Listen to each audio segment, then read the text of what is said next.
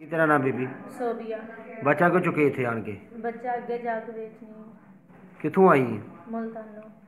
मरीद के लैन आई? मरीज के तो काम यही करन आई बच्चे। बच्चा चुकन आई? हाँ चुक के की करदे हो? बेच किन्ने दा? 35-40 का।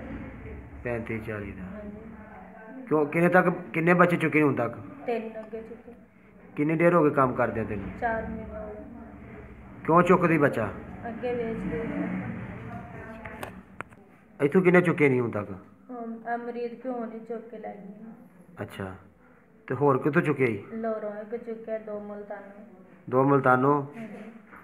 मुल्तानों बच्चा चुके बच्चियाँ? 2 बच्चियां चुके।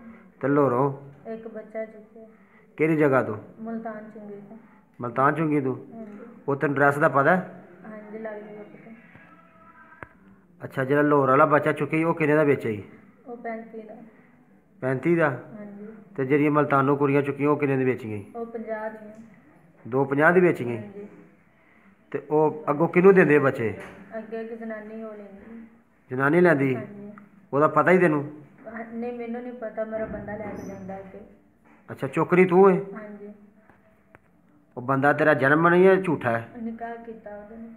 सच्चे ही निकाह किया है? हाँ जी मौलवी को निकाह करवाया। ओदा नाम की बंदे तेरे दा? अल्ताफ हुसैन। तेरा नाम की है? सोबिया बीबी। सोबिया। हाँ जी। किन्ने देर हो गए तेनू काम करदे? 4 महीने।